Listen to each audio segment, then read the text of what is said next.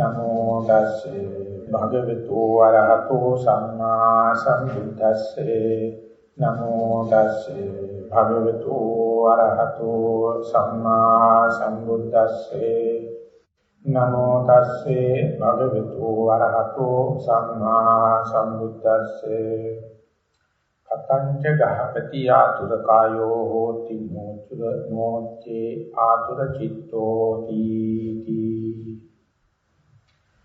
Dear Dhamma friends, yesterday in our first Dhamma talk, we introduced a particular discourse delivered by the Buddha, the Omniscient One, known as Nakulapitu Sutta, that you find in the Sutta Pitaka, that means out of three baskets, the discourses, and under the Samyutta Nikaya, the concise discourses. And in there, if I am to recollect the background where this discourse happened, one very devoted elderly person made a visit to the Buddha, and he explained how sick he was. But anyway, out of the devotion, he always feel like paying a visit to the Buddha, but due to this bodily afflictions, he finds it is very difficult, but somehow or the other, today he made the trip, and therefore he report his situation. And in appreciating his visit as well as his explanation, the Buddha says, yes, this is the situation, is quite a natural thing.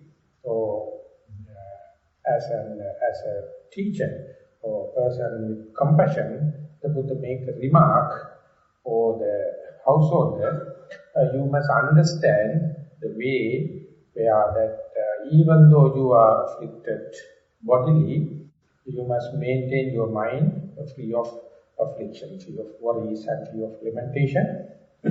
So that is the way you have to train yourself.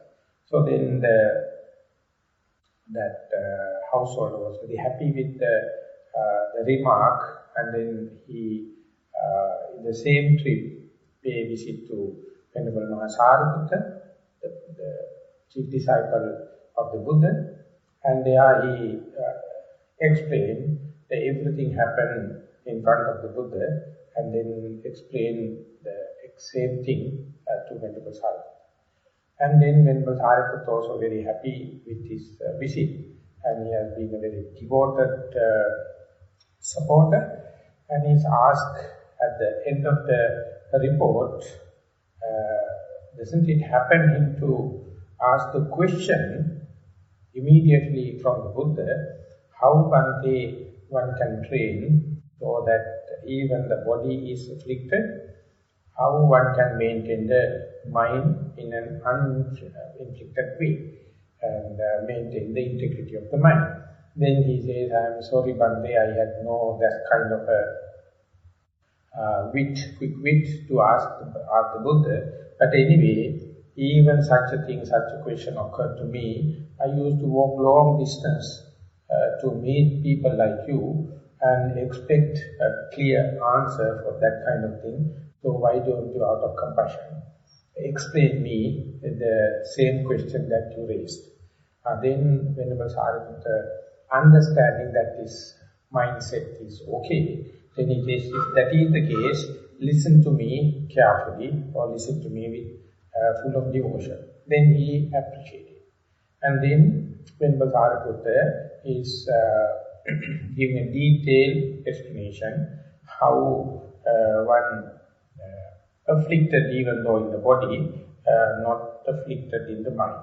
And there he says, for his analysis, there are some kind of people, they are uninstructed commoners, they have not seen any noble people, they have not discipline under the noble lineage, and they have no any mastery about that. And they have not seen any spiritual people, and they have not disciplined themselves according to this restrainment or training of the disciplined people, and they have no any mastery on that. Under such circumstances, these uninstructed people tend to consider the body as the soul, or the soul is soul has a materialistic form, or soul is in the body, or soul possesses bodily formations, or whatever may be. That kind of understanding is there, and with that he considers body as me and mine, and whenever such acceptance or view is there, anything happens to body leads to soka, parideva, dukkha, domanasa, that means lamentation, pain and worries. So that is how the body becomes sick, accordingly the mind also becomes afflicted. And instead, there are some people in the world, I mean that is the main purpose of this dispensation of the Buddha, and they are well instructed, and sometimes they are acute people, and they have seen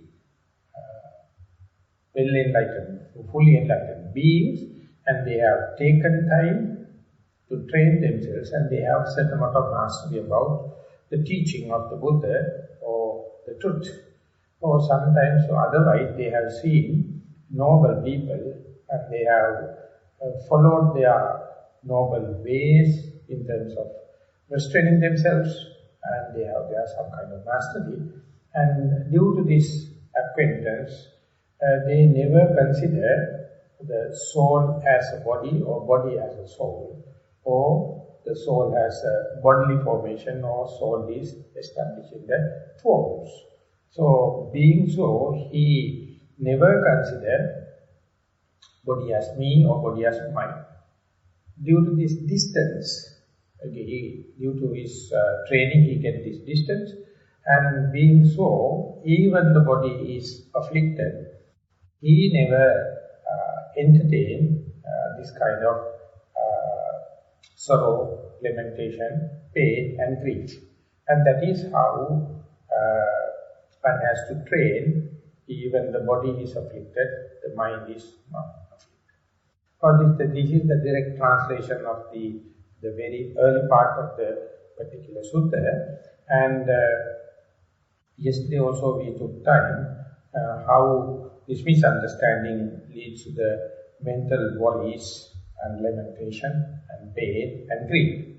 And if you have preparedness, if you have listened to the Dhamma, if you have certain amount of training and certain amount of mastery, then he or she can take this as an experiment when and where this kind of a wrong notion or wrong interpretation going to happen, to see as and when it is arises, and then master in such a way that body is a separate phenomenon and very understanding or misunderstanding, as it's the soul, or the soul is anchored there, or soul is has a bodily formation and kind of thing.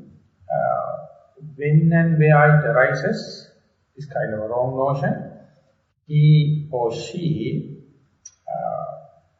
trained in such a way, see the beginning of this kind of misunderstanding. And if someone is prepared, if someone is skillful, as and when this kind of misunderstanding happens, to note it as it is, and then sometimes, even if you note it, these consequences follows, but more and more you develop the skillfulness to see the arising of or beginning of this misunderstanding, you are bound to see the cessation of this misunderstanding. The moment you experience the cessation of this misunderstanding, you develop the distance, you develop kind of a confidence or kind of a happiness that even though the body is afflicted, you try to keep the mind is unturbulent or mind in the proper integrity, and that is how the mastery is going on in the meditation, in this case specifically the Vipassana meditation. So this should also start with the body as first and foremost out of 5 aggregates, and even in the Satipatthana Sutta, as I mentioned yesterday, in meditation also we start with the Kaya-Nupassana, that means contemplation on the body, So therefore, there is a kind of a parallelism in practical aspect of meditation and the explanation in this particular sutta. And if we go and take the example of the person who is practicing with this mindfulness on in-breath and out-breath, or rising and falling of the abdomen, that means in the sitting posture, at the beginning, when the outset, he or she consider the bodily posture as the object of meditation. Make it symmetrical, make it comfortable, and observe the symmetric and comfort, relaxed nature, and get a good anchorage at the beginning with the body.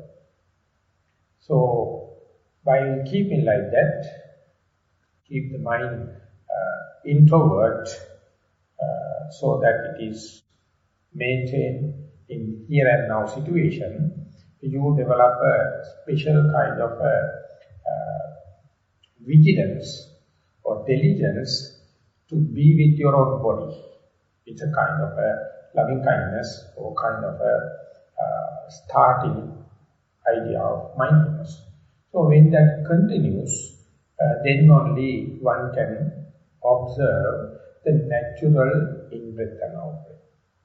The breath is the intrinsic bare minimum of a living body. So when the natural breath going to happen, one can shift the attention from the body to this natural phenomena of in-breath and out-breath. Or otherwise we can say, we replace the whole body with the object, whole body as object from, we replace the whole body as object from the in-breath and out-breath, or rising and falling the abdomen. So when you are observing it, yet the mindfulness has first and foremost definition is be here and now. We can add another shades of meaning. Mindfulness, observe as if you are an outsider. You are observing your own breath, not as my in-breath, not as my out-breath. You let the breath to take place in its natural course and then observe. So it is a kind of attitude or approach, at least in a theoretical way, not consider the breath as me, or self as the breath, or self is anchored in the breath, or self as manifestations like body or breath. So that is in a gross level put into instruction as to say, observe the breath as if you are an outsider. So if you are well instructed like that and observe the breath, you are bound to see the gross in-breath and the gross out-breath. Even the in-breath and out-breath, the beginners start to see when it is become very tangible, gross, conspicuous and prominent. And the out-breath also, once it becomes very gross, once it becomes very conspicuous and prominent, observe the in-breath and out-breath. Some people, even the gross in-breath, out-breath, they can't perceive. They feel that in-breath and out-breath is not my object of observation because I can't feel, I can touch, I can't observe in-breath and out-breath. Under such circumstances, they have the resort, they can resort to rising and falling the abdomen, or just remain with the bodily posture. So we take an example where one can perceive the in-breath and out-breath, and they are also, either in the theoretical way one has to understand, one can perceive specifically at the beginning of the sitting only the gross or mature in-breath and out-breath, but as and when you develop the friendship with the breath or familiarity with the breath, the instruction is to see the early formation of the in-breath or early formation of the out-breath. That is, as and when the in-breath happens, you must be very vigilant, you must be very observant to see the arising part of the breath, in-breath, arising part of the out-breath. So your mindfulness or your vigilance is to be prepared, be ready, as and when the in-breath happens, as and when the out-breath happens, so that you can see, due to this intensive kind of observation or immediate observation, you can see the subtle part of the arising part of the breath as the time passes. Provided stream of consciousness is not distracted by thoughts, sounds or pain, you will see the arising part of the in-breath and out-breath, so that you become very immediate, you become very vigilant and diligent. When that kind of observation is going on, you will see if you are negligent, you will see only the gross in-breath and out-breath. But instead, if you are diligent to see the breath as and when it arises, more and more become you diligent, more and more you can see the arising part, the subtle part of the in-breath and out-breath. So when that happens, that means your observation is very penetrating, immediate, and you are at the early part, supposing not distracted by sounds or pain and thoughts. So you can go there. This is how the characteristic of mindfulness, known as the penetrating character, is going to manifest. So you are supporting it, you are facilitating it, and you try to be very immediate as and when the in-breath and out-breath happens. So more and more you go there, you are bound to see the subtle start of the in-breath and subtle start of the out-breath.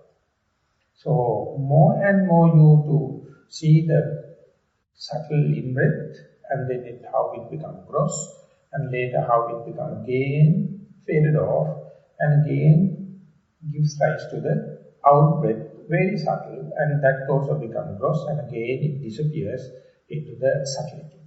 And you see, under such circumstances, some of the yogis found to see the gap in between the in-breath and out-breath. At least feel there's a slip. The subtle end of out-breath to the subtle start of in-breath, there's a gap. And the subtle end of out-breath to the subtle beginning of the in-breath, there's a gap.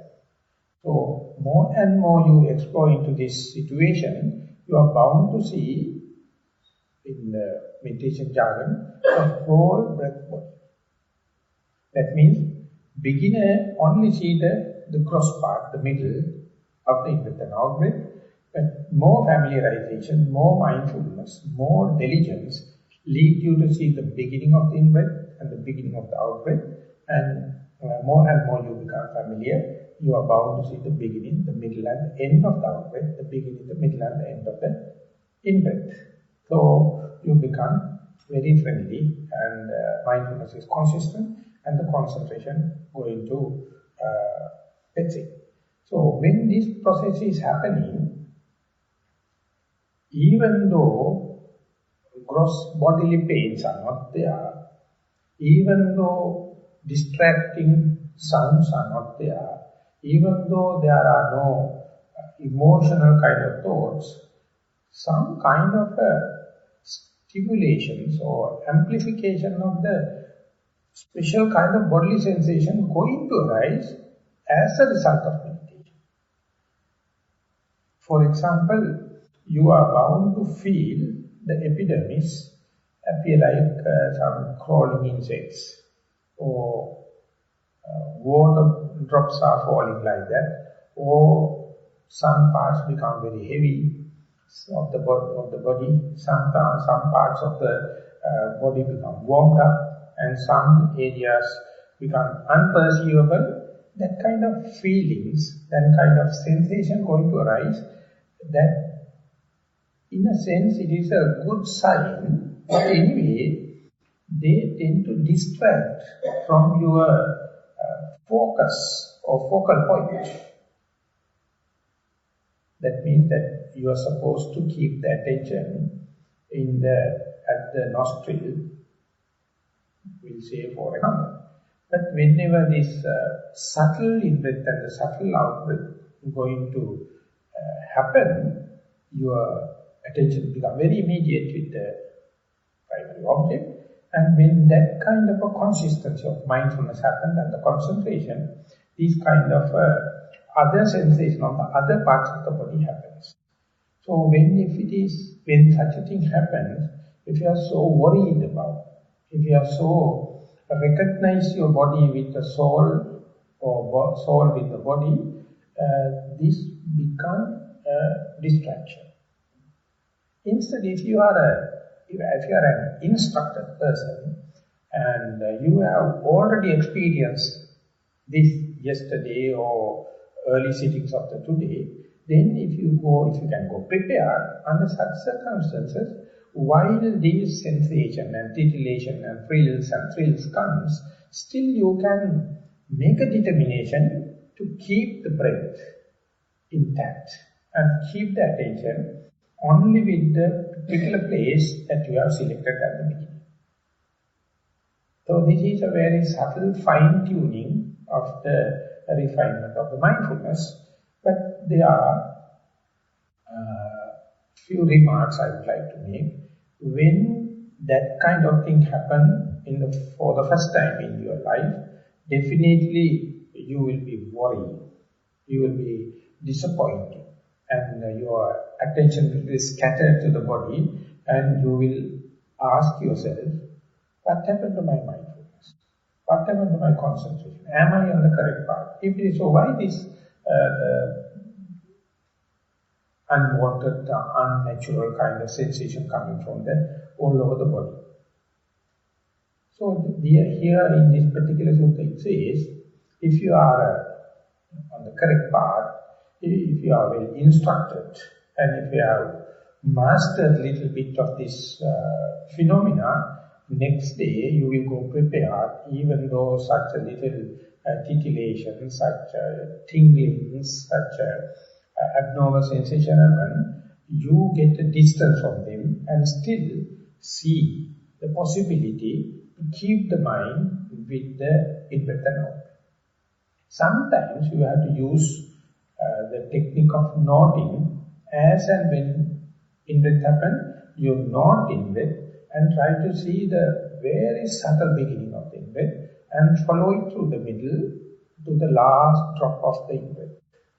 And immediately it will give rise to the out-breath. You are there, vigilant, diligent, mindful, to see the very subtle beginning of the out-breath, pass through the cross area, the middle, and then go to the end of it. So if you wish to go for fine-tuning of this in-breath and out-breath, the other bodily sensation will be a distraction. But the other bodily sensation also sign of progress. So there you have to ignore it knowingly, otherwise you can't keep the track with the in-breath and out-breath. So when that happens,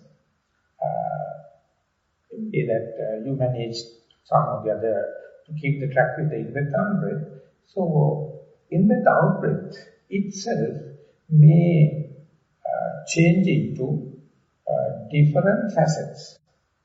For example, you may see the in-breath is little cooler and out-breath is warmer, and in-breath is longer, out-breath is shorter, or in-breath is shorter, out-breath is longer, whatever may be. And some people say the in-breath you can see as 1001 of subtle little in-breaths. Out-breath also, it is 1001 little out-breath. It appears like a vibration, or it is appear like sometimes you are lifting, you are climbing in a lift, you are taken up. Or sometimes you are descending in a lift. Sometimes you appear like walking along the steps, one step, and going upward and going downward. And many facets are there. So if you wish to see all the details of the in-breath and out-breath, you must not let the mind to scatter all over your body. There you have to sacrifice the body in a mental way or in a understanding it is, otherwise it will be a distraction. So if you manage to keep the breath in view continuously, different facets of the breath going to happen. And if I am to quote yet another sutta, something like Silamaya Sutta or Suttamaya Sutta, in the Samyutta Nikaya, the Buddha says, if someone not seen all the 11 facets of the breath, he cannot claim that I have seen the breath. That means the Buddha have mastered all the possible facets, all the possible modes, all the possible shapes of the in-breath and out-breath, and that is how he claimed that I have seen through it. I have mastered it. So, the Buddha come out and say, there are 11 facets. That means the past facet, the present facet, and the future facet of the breath.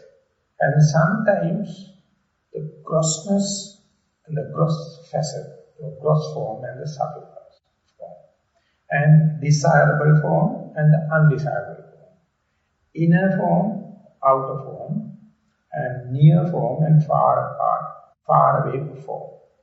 So when you are observing, without letting the mind to go even scattered within the body, or not letting the mind to go entertain the past and the future, or distracted by sounds and bodily pains, so you are bound to see one or the other facet of the in-breath and out-breath.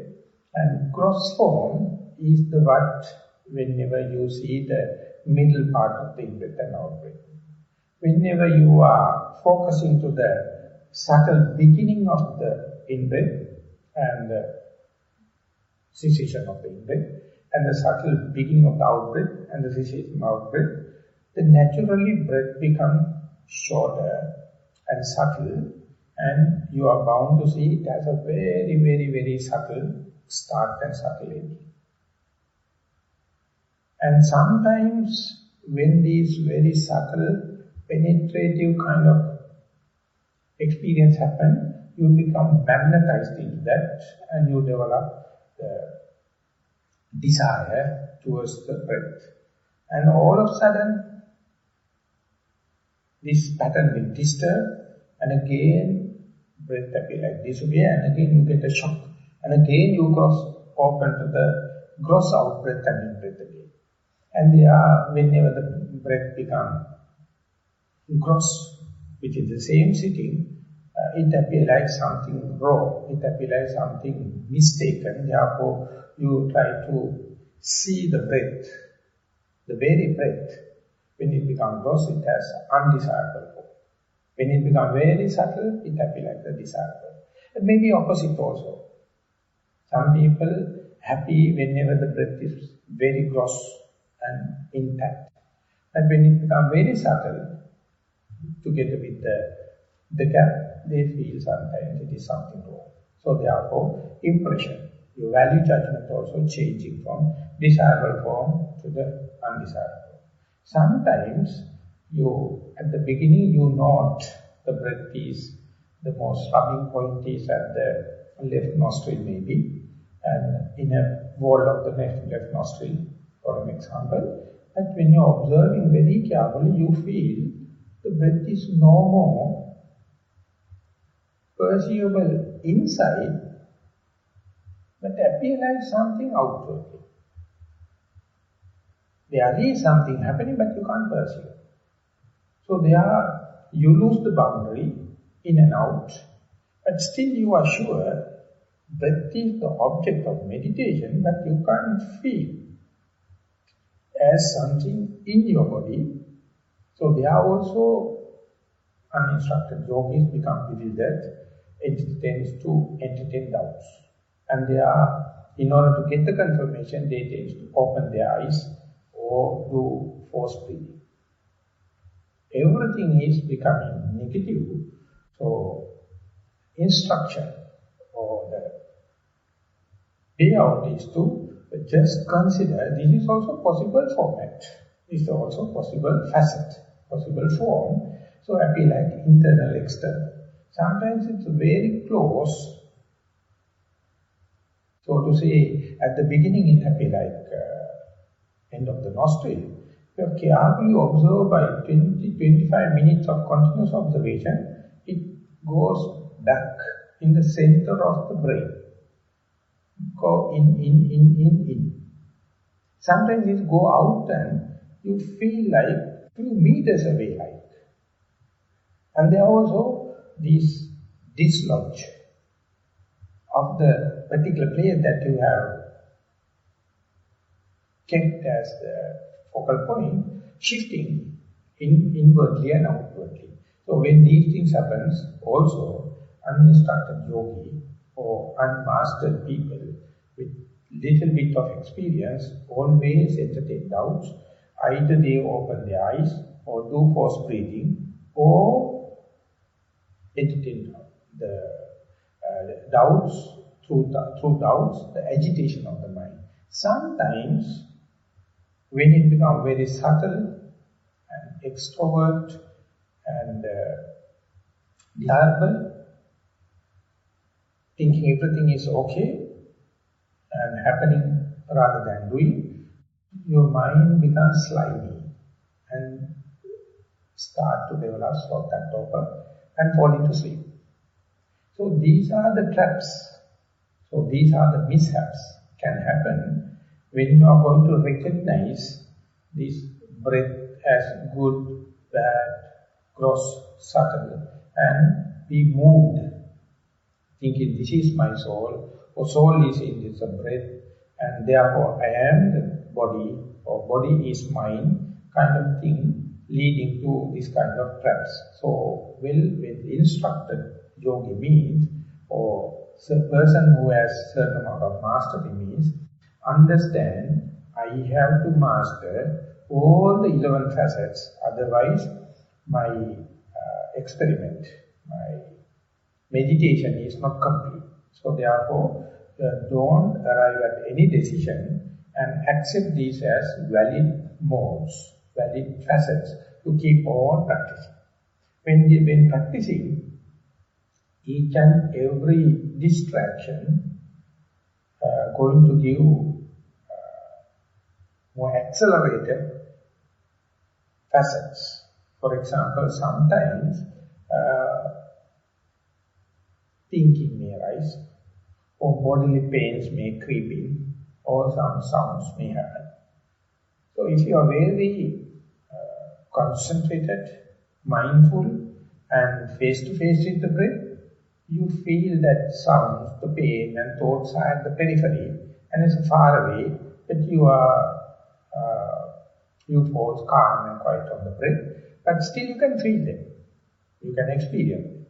And while continuing, at a time a thought comes closer, or pain can come closer, or sound can come very immediate, and the breath will be pushed off and it will go far away. Under such circumstances, you don't know what to do because now pain is more prominent, or maybe a sound, or maybe a thought. Under such circumstances also, the bewilderment can happen, or hazy mind can happen, or entertained doubts can happen. There also you have to understand now the thought is close, the breath is far away. If you are well instructed, what you can do is, you take it as an advantage to see different facets of the breath. Definitely the thought is the more prominent and close one. So you have to observe, or you have to see the possibility to see the breath through this thought. While thoughts are happening, you try to see through the thought and to see whether I can feel the breath. So suppose that you can manage amidst of the thought to see the breath, still very subtle. So this is an achievement and it's a very dramatic presentation. The thoughts are close, but anyway, not recognize thought as me, not recognize thought as mine, not recognize thought as myself. Instead, you take the mean advantage of situation to see through the thoughts, see through, and then the day you see through the thought and see the breath, you can see you are unworried, unmoved, unshaken by the thought, and that is how you can overcome thoughts. Otherwise, there won't be any situation where the thoughts are completely ceases to exist. Exactly the way the pain and the sounds. Theoretical sequence order is whenever you are trying to maintain your mindfulness and the concentration at the face of all the 11 facets, the first come is the pain. And when it happens, you start to feel increasing intensity of your pain in, for example, say, right knee. At the beginning you see it is bearable and it is far away.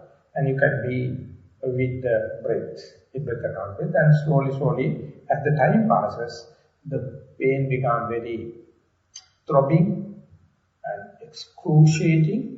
Ultimately it come and disturb you, telling, do something, otherwise I will pull you out of your mindfulness, pull you out of your concentration, and therefore you have to do something because you recognize this pain is something negative for your body, something negative for your health, and ultimately negative maybe for your ego, for yourself. And under such circumstances you become carried away, you become possessed with this pain, and you develop kind of a hatred or develop some attitude to get rid of this pain. But anyway, more and more you develop hatred, it becomes more and more throbbing. It becomes more and more excruciating. Ultimately, you are the loser. You fail to understand the natural characteristic of the pain. You fail to understand, fail to see the breath through pains because there's a kind of a misunderstanding or wrong view. This pain indicates a threat to your body, a threat to your ego, a threat against your soul. So that is why the hatred arises, and that very hatred is the what afflicting your mind. Body is afflicted. That is why the pain comes. But as much as possible, you must try to see this pain not as me, not as mine, not as my soul. So that is the point. Whenever the pain comes in par, in equal with your in-breath and out-breath, consider the pain as something that you have to see through, and in the midst of the pain, if you can observe the in-breath and out-breath, that is the way you are going to take the main advantage of this pain. It may be a pleasurable pain or painful one. whatever may be, if you are developing a kind of a hatred towards the painful one and kind of a desirable idea or attraction to the pleasurable one, that means your recognition with the body as a soul, or soul as the body, or soul is embedded in the body, or soul has the manifestation like body. That is how this undermining tendency is going to happen with respect to the pleasurable and painful pain or feelings. Exactly the sounds also. When some sounds arises, without your knowledge, you will be distracted and go and entertain the sound. Some other kind of sounds, whenever arises, you develop hatred. You find fault with them or the person who create these kind of things. This all indicate there's a kind of a misunderstanding, kind of a misperception as that connected with your soul. So, bodily pains or sounds or thoughts, everything, if you can consider mere at their outset rather than developing kind of a hatred or desire, that is the way the mindfulness you have developed. So that is being well expressed as mindfulness as a choiceless awareness. It is a pain or pleasure you consider as a feeling, and thoughts also you consider as a just intruder, not to entertain or not to hate them. And sound also happens. You try to see sounds and sound and never entertain as a good sound or bad sound, or not to let the mind to entertain kind of a hatred or desire. Under such circumstances also only you can understand how to keep the track with the in-breath and out-breath. So therefore, more and more you have a misunderstanding, more and more you are going to get distracted and entertain doubts, and ultimately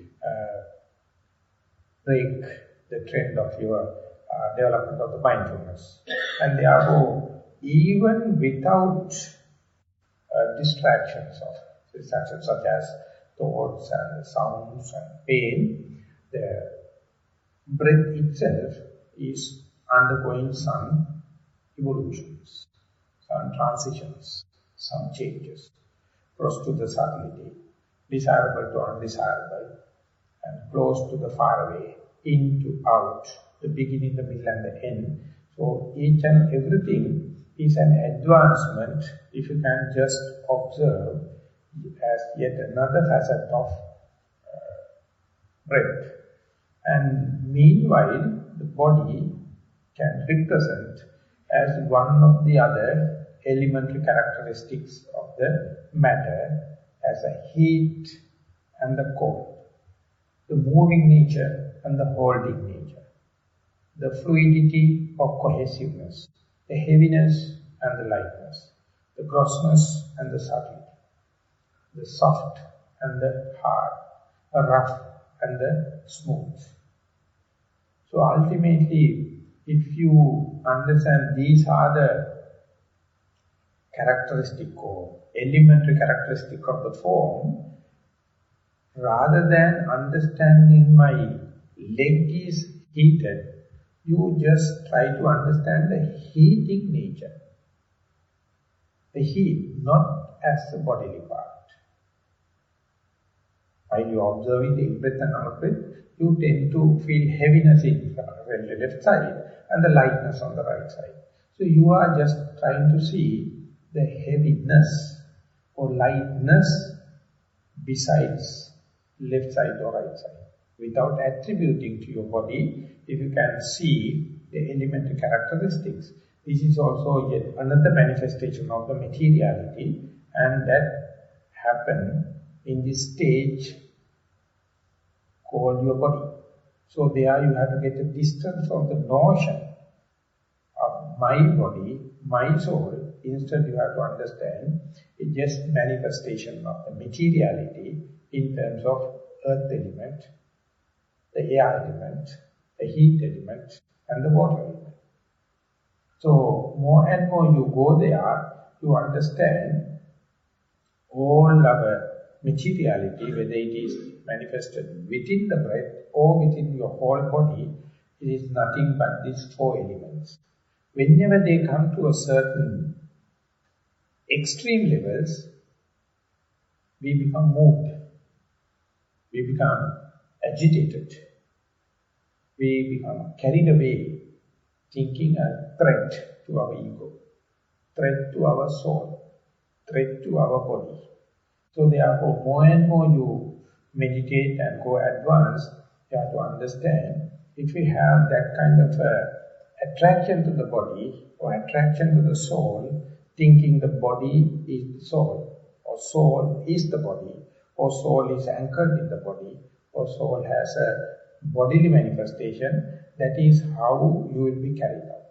So therefore, as and when the meditation increases, you have to sacrifice.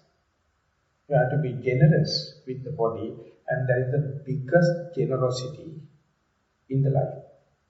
Traditional Buddhists, they, as lay people, there are three trainings: Dana, Sila, Bhavana. Dana means that offering or be generous towards the materialistic thing, something like food, drinks,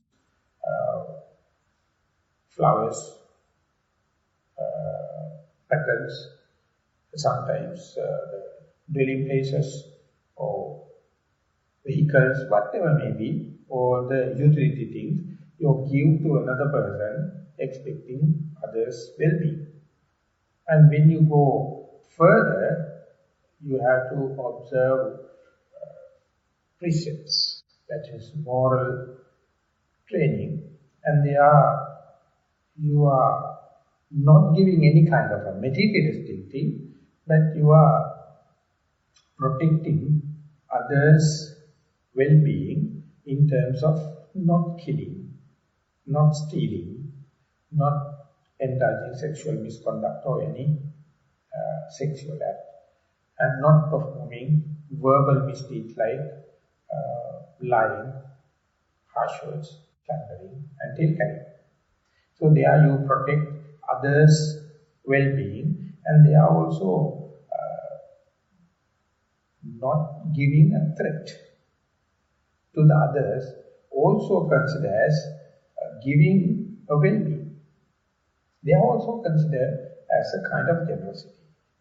With the two kinds of training, the Dana and Sila, you step into this meditative sphere, and they are whenever the body going to affect or going to represent as materiality in terms of heat and cold, hardness and the softness, the moving nature and the holding nature, or fluidity or cohesiveness, there if you can consider this just manifestation of materiality, I must not recognize this as my body, my soul. That is the biggest generous thing you can do.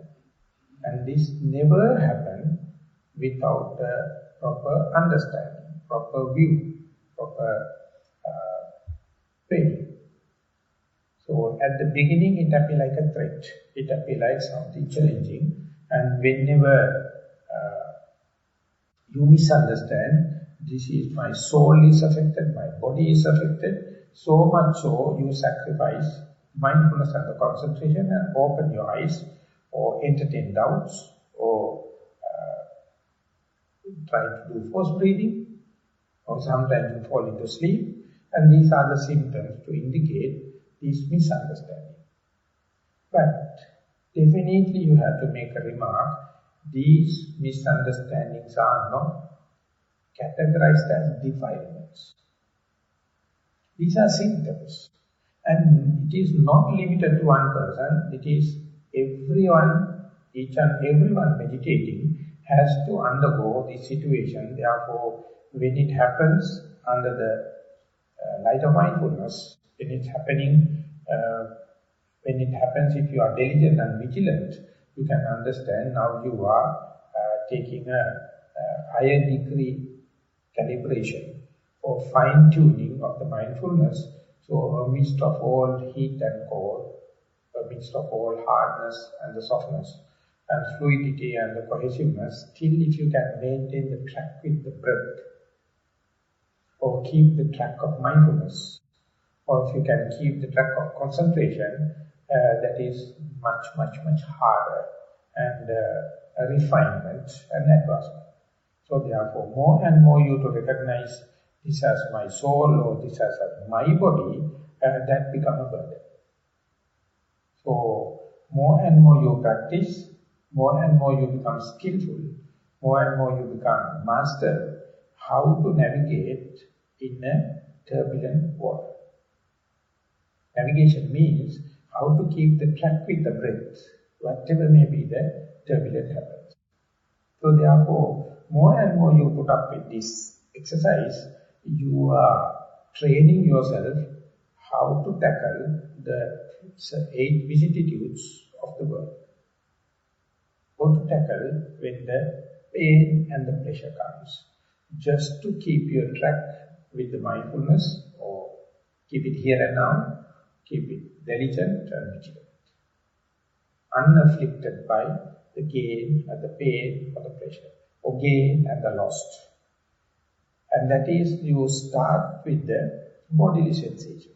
Specifically, with the mindfulness on the in-breath and out-breath, going to take transition or evolutionary changes from the conventional in-breath and out-breath, changing to the heat and cold, subtle and gross, near and far, in and out, the beginning, the middle and the end, or the past and the future and the present. When all these happens, the body going to give a big picture, a big stage, where a lot of these elementary characteristics going to happen. Whenever they are going to extreme levels, you will be worried, you will be lamenting, and entertain doubts. That is because you recognize this body as your soul, or soul as your body. So more and more you sacrifice means you are increasing your immunity, you are increasing your capacity, increasing your equanimity, increasing your generosity. At the cost of these all vicissitudes, your main task is to not to get distracted from the mindfulness of in-breath and out-breath, even though the breath is become so subtle, the breath becomes so unperceivable, still you do not lose the faith on the breath. So when that happens, ultimately all the vicissitudes, all these agitations and turmoils going to calm down, because you develop the art of non-reaction. You develop the art of unassuming meditation and not entertaining or not giving chance for this undermining or undercurrent tendencies like desire or hatred or ignorance. So, mastery towards the materiality or kaya-nupassana is very subtle. And more you agitate, more and more you to get worried and lamented, you never allow the breath to become subtle, the mind to become subtle, the body to become subtle. By sacrificing, by appreciation of the equanimity and equipoised mind only, you can day by day, today's experience can be the basement for the tomorrow's experience. And then you can go a little further. And tomorrow you can take that as the basement for the next day, next sitting experience. Little by little you go from gross to the subtlety, from known to the unknown, from the egoistic consideration to egoless kind of experimenting. So it's a one-to-one relationship. More and more you sacrifice, more and more you practice, you can go deep and deep layers of the consciousness. Ultimately, once you recognize, once you familiarize, once you come in one-to-one with equanimity, you will understand you are going to a place, it's a very centric form of the consciousness. Slowly you are cut off from all the senses, eye and the visual objects, the ear and the sounds, nose and the smell, the tongue and the taste, the body and the tactile sensation, and the mind object. Though they are at the periphery, you find a solace, you find a balance, you find the equipoise point, very centric in the middle. So more and more you go there, you find, and it becomes autopiloting rather than manipulations, rather than doing. It is going to happen happenings rather than doings. So this point, it's a very, very challenging for the people, those who are too much of concern about their bodies. That is why Venerable Sariputta says, if someone thinks the body as soul, or soul as a bodily form, or soul is embedded in the body, or kind of thing, they will never go for this noble quest, noble experimenting to go into the deep layers. Instead, they will be agitated and entertaining doubts, or opening their eyes, or forced breathing, or falling into sleep, these kind of traps. For the second time also I am mentioning, no one can go into deep layers without going through this cross, wavy, or ups and downs nature. So they are either you have to have a substantial amount of faith to cut through it, or appreciate the equanimity, or sacrifice the body, or don't lose the track with in-breath and out-breath, or maintain the continuity of the mindfulness, or maintain the continuity of the concentration. So each and every person select one or the other tactic and go deep, deep, deep, day by day. More you go there, and when you come out from that situation, you can see the difference, because the deep layers go to so much of relaxation, go so much of integration, and whole body kind of experience. So otherwise your mind is fragmented or partial, either engage only with the eye and the visual, that is in the pigmentation, or body and the tactile sensation. That means a limited mind or bounded mind to one faculty. When everything becomes centralized, you feel the whole body experience, and it's contented by itself.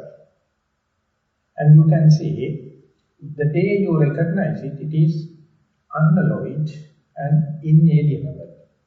It is such a richness, or such a contentment is within, but the trip, the inward trip, is so much of impediment, because your attachment to your body. So don't try to jump into this in a haphazard manner. So let it happen in the gradual process, from gross to the subtlety. When you go deeper and deeper layers, ultimately mind itself will understand the art, how to go there.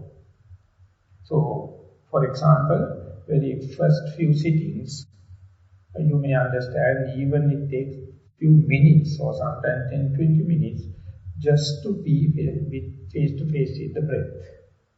But if you are in a retreat, if you apply your mind again and again, with time, within few minutes time, 2, 3, 4 minutes time, you can be face to face with the breath, and soon you will learn the art of observing the very beginning of the breath, very beginning of the out-breath, and the end of the out-breath, end of the in-breath, and you can telescope the long experience into short. And in that endurance, The walking meditation is very, very important. After a good session of walking meditation, you come and sit there. It is, you can cut through the early part very quickly. If you are in a meditative mood, if you are in a meditation retreat, you can make use of this situation. Sometimes it is amazing. Soon you sit, immediately the breath becomes very subtle. Mind is so prepared and unbelievably the breath becomes so unperceivable, still mind is not agitated. But not entertaining doubts. You understand this is because of the momentum, this is because of the mood. Easily you can go there. More you become efficient to experience the subtle part of the breath and experience to go through the pain, sounds and the thoughts. That means you are reaching very deep layers with so much of physical energy in your mind. And they know that you can entertain that subtle mind or inner space very quickly, and ultimately you can be there maybe 15 minutes, 30 minutes, sometimes 1 hour. So completely no meditator, the meditation is going on, and you can check whether the mindfulness is consistent or concentration is consistent, whether you are contact with the breath, even though it is unperceivable, consistent or not. So when that happens, only you can claim that you can master the materiality, either in terms of the breath or in terms of the body. So more and more you go there, easily you can go into this inner space or whole body experience time, and you have to master it 1 hour, 1.5 hours like. So accordingly you have to little extend your sitting time from 1 hour to 1 hour 5 minutes, 1 hour to 10 minutes, 15 minutes. And when that transition happens, and again stressing, walking meditation is the one gives this energy. Specifically, when you are to observe the very beginning of the in-breath and the very beginning of the out-breath, and ultimately the fading off phase of the in-breath and out-breath, not to lose the track of mindfulness, the walking meditation has a very big thing to do. If you do not have that kind of a physical energy, kāyika virya, you will often entertain doubts, or you will do forced breathing, or whatever the other will come and distract you. But if you have a kāyika virya, that means the bodily energy and preparedness of the mind, and yesterday's experience to the today's basement, so slowly you will understand this cutting through of the basic jungle of the materiality, and this is leading slowly the whole world, the whole meditation become nothing but a feeling. The process of the body will disappear, and as if the plane is running at a fast rate on a runway, and at a certain level, at a certain momentum, it changes shape of the wings and become airborne. And there are no more contact with the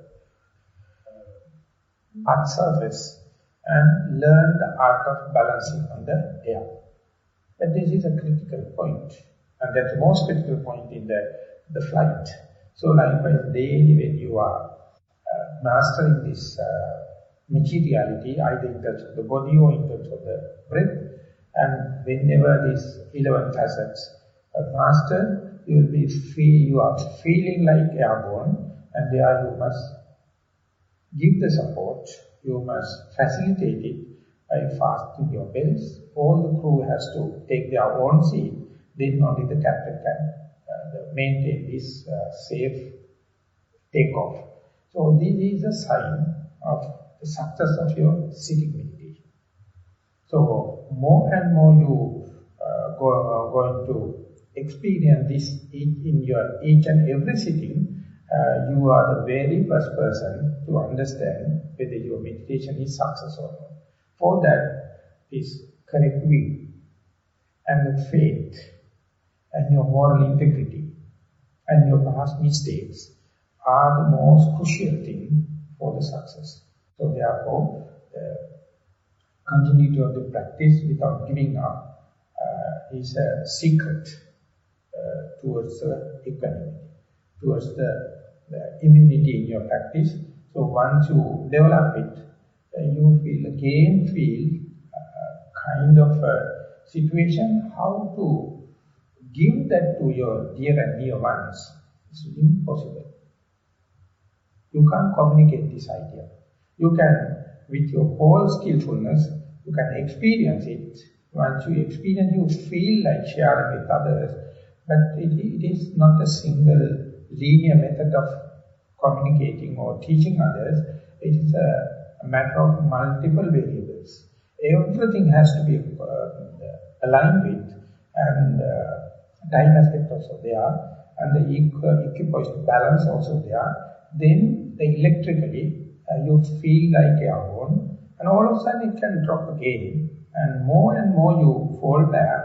You have to learn again and again how to be airborne again and again. So therefore, each drop or each mishap is a newly fresh chance for you to get the proper balance, proper combination, and ultimately you find that when the proper combination happens, whether you like it or not, the thing happens. Whether your ego is coming and forking your fingers or not, whether you have your intention or not, whether you have your will or not, whenever the conducive factors are there, or positive factors are there, effect is there. Ultimately you find it is nothing but a cause and effect relationship.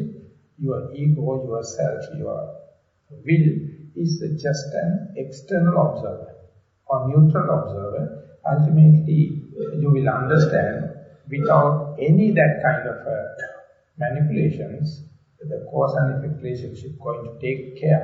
Ultimately that meditation will become a hobby rather than a regimentation, rather than the stiffness of your mind or tension or worries.